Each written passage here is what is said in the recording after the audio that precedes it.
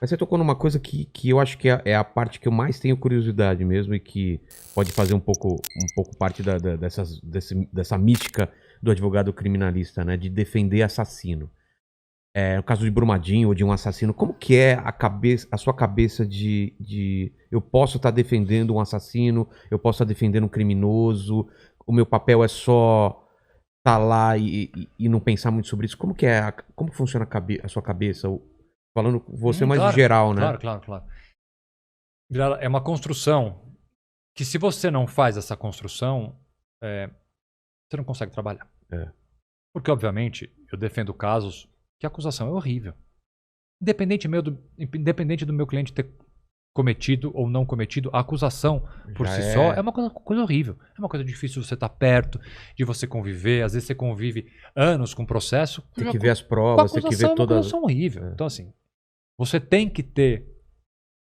Isso é um norte. Isso é a essência de qualquer advogado criminalista verdadeiro. Você tem hoje em dia uns mequetrefe, mas vamos lá. Você tem que entender o seguinte: o seu trabalho não é defender um crime. Seu trabalho não é defender um criminoso. Seu trabalho não é defender uma pessoa. Seu trabalho é defender o direito de uma pessoa.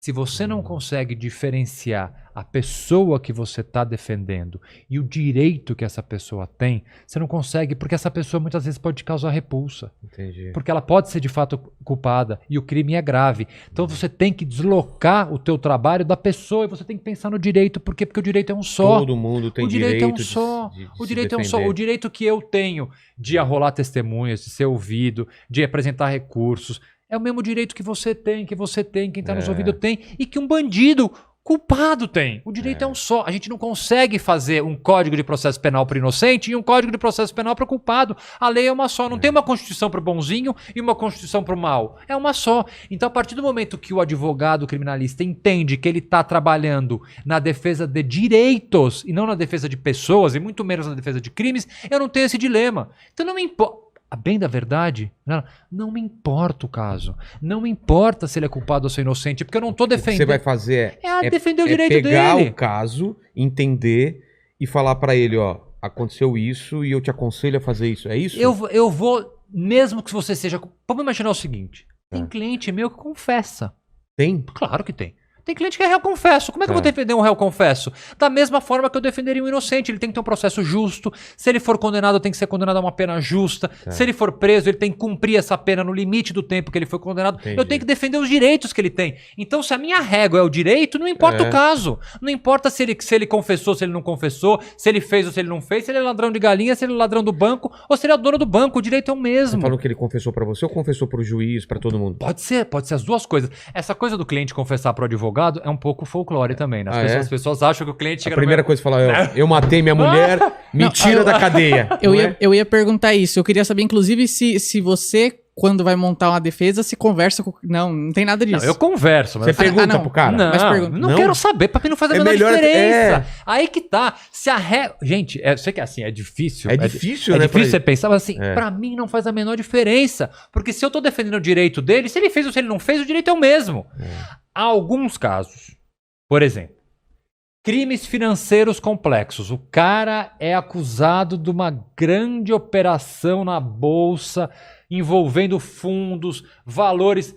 Pô, é uma coisa difícil de entender. Nesses casos, por exemplo, se o cara abrir para mim e falar, olha, o que eu fiz foi mais ou menos isso, eu peguei ou uma eu não brecha fiz isso, pode ser que ajude, obviamente, na construção da minha defesa. Entendi. Porque, na verdade, eu defendo o cara do que está escrito num papel, que é o processo dele.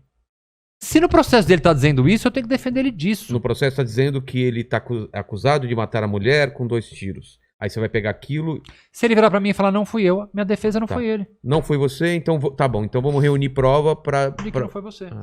Quem são suas testemunhas? Qual é o direito dele? Onde você tava? Qual é o direito dele? Tem 2 direitos. Eu tô escrevendo não, tá pronto. Terminei um livro. Chegou a revisão do livro essa semana. Vai ser publicado no 2º semestre. Qual é o título? Chama Iguais Perante a Lei. Tá. justamente explica uma série de direitos, e explica processo, como é que funciona um processo. É um guia básico para você entender um pouco sobre o sistema de justiça criminal. E tem uma parte do livro que fala o seguinte: tem 2 direitos que você tem e você não tem a menor certeza, e você muitas vezes você nem sabia que você tem. Um deles é mentir. Você pode mentir, mentir não é crime, você pode mentir o quanto você quiser na justiça. Eu nem sabia que eu tinha esse Se direito, você- já estava exercendo esse direito aí há um bom tempo, inclusive. Se você é acusado de um crime, você pode mentir o quanto você quiser. E o segundo direito é fugir. Se você entende que uma prisão sua é ilegal, você pode fugir. Não vai aumentar minha pena? Não, senhor. Não tem que É fugir mesmo? não é crime, não. Mas o cara que tá na prisão fugir... Não é crime Também? Não. Você pode, lá é uma falta administrativa. Você tem uma questão específica ali de quem está preso. Mas se eu tô solto, chega uma ordem de prisão e eu entendo que essa ordem de prisão é ilegal, eu posso me entregar, que é o que acontece na maioria das vezes, ou eu entendo que não. Eu vou contestar essa ordem de prisão foragido. Ficar mas- foragido não é crime. Foi o que aconteceu aqui com, né, Mandíbula, o Carlinhos, o mendigo, que questões de pensão, foi pensão, né? Foi pensão, do filho e do tal. filho e tal. E ele tava com hora de prisão e ele se escondeu porque ele não achava justo Não é crime. até se Isso defender. acontece. Então, assim, é isso que eu tô falando. Alguns direitos. Chega a pessoa e eu tô sendo acusado de matar tal pessoa com 2 tiros. Qual é o direito que você tem? Primeiro, falar que não foi você. É. E se foi você? Não interessa, o seu direito é mentir. Você tem direito a rolar testemunhas. Se for provado por A mais B que eu fui aquilo, eu não vou aumentar a pena porque falar, mas você mentiu. Não.